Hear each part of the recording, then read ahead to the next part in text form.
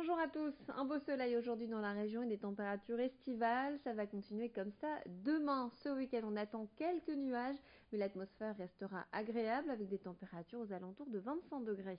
Un point complet sur votre météo en fin d'édition. Les manifestations contre les réformes du gouvernement continuent. Aujourd'hui, les cheminots, étudiants et fonctionnaires sont dans la rue partout en France.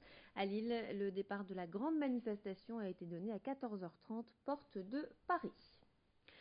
La maladie de Parkinson est au cœur des préoccupations du CHR de Lille. Le centre hospitalier souhaite mettre tout en œuvre pour que le parcours médical du patient se déroule le mieux possible. Je vous propose de regarder ce reportage signé Xavier Silly.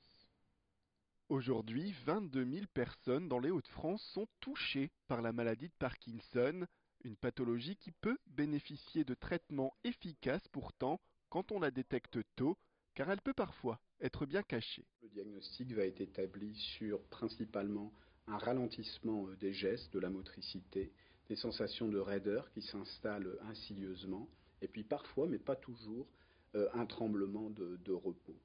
C'est une maladie donc qui va s'exprimer par des troubles moteurs, mais aussi par bien d'autres symptômes que l'on qualifie de non moteurs et qui sont extrêmement divers. Par exemple, un changement de comportement, un certain degré d'anxiété, une perte de motivation, voire une tristesse de l'humeur, une perte de l'odorat, des troubles du sommeil. Le CHRU de Lille est l'un des 25 centres experts en France à développer la recherche, l'enseignement et les soins face à cette maladie.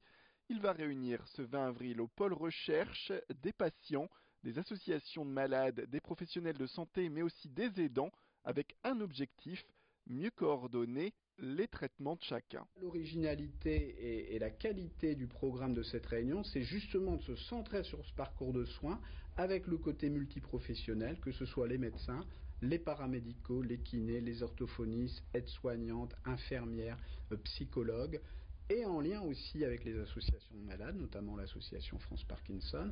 Et je pense que cette réunion va permettre d'optimiser, d'améliorer les choses. Il y a déjà des choses qui sont faites et qui fonctionnent bien, mais on doit encore les diffuser et les peaufiner et les améliorer. Sabine Baillan est spécialisée dans la coordination de trajectoires santé. Elle est à l'initiative de cette journée. Pour elle, mieux communiquer durant le parcours de soins apporterait un traitement adapté à chaque cas, le tout pour le plus grand bien des patients. Actuellement, le système de santé de base, il est plutôt hospitalo-centré et tout est construit autour du malade, pour le malade. Et j'ai envie d'inverser cette tendance, au moins cette journée le 20 avril, et partir vraiment du patient, partir de ses préoccupations qui ne sont pas toujours les mêmes que ceux des soignants. Il y a des personnes qui ont la maladie de Parkinson, qui viennent peut-être même pas me voir au cabinet parce qu'ils ne se sentent pas perturbés par les tremblements, parce que leur papa et leur grand-père, ils l'avaient déjà. Et moi, j'ai vraiment envie d'écouter la voix des patients pour intégrer ça dans l'organisation du parcours. Une seconde journée de solidarité, c'est l'une des idées évoquées la semaine dernière par Emmanuel Macron. Alors qu'est-ce que cette journée? À quoi sert-elle? Estelle Dargent de la radio Métropolis répond à ces questions. Une minute pour comprendre. Emmanuel Macron a évoqué ce week-end la possibilité de doubler la journée de solidarité. Alors on va revenir sur cette fameuse journée de solidarité. La première a été mise en place après la canicule de 2003, canicule qui a coûté la vie à 15 000 personnes, principalement des personnes âgées. Alors pour financer l'aide à ces personnes, il a été décidé d'instaurer un jour férié qui serait travaillé sans être payé. Ce sera le lundi de Pentecôte. La journée de solidarité a par la suite évolué. Depuis 2008, maintenant, les entreprises peuvent choisir la journée qui sera travaillée sans être payée. Ce n'est plus obligatoirement le lundi de Pentecôte.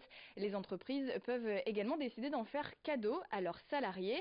Les retraités assujettis à l'impôt doivent eux aussi y contribuer. La journée de solidarité a rapporté en 2017 près de 3 milliards d'euros qui ont donc été reversés aux établissements spécialisés et également au département. La ministre de la Santé a déclaré en tout cas vouloir un débat sociétal avant la fin de l'année autour de cette éventuelle deuxième journée de solidarité. Ce samedi à 17h, le LOSC jouera contre Marseille, un adversaire compliqué. Toutefois, la fatigue des Olympiens pourrait être un avantage pour les Lillois. L'OM est actuellement en course en Europa League et a joué plus de 55 matchs cette saison. Les Lillois vont tout de même devoir redoubler d'efforts. La semaine dernière, alors qu'ils menaient 2-0, ils ont fini ex-aequo avec Guingamp. Et il faut dire que l'OM n'est pas vraiment le genre l'adversaire qui met en confiance. Les Lillois ont quand même gagné une place le week-end dernier et sont aujourd'hui 18e. Christophe Galtier croit toujours au maintien, il l'a dit et répété. À noter que 2 joueurs sont blessés, Yves Davila et Ibrahim Amadou. Les autres vont pouvoir prendre part à la rencontre.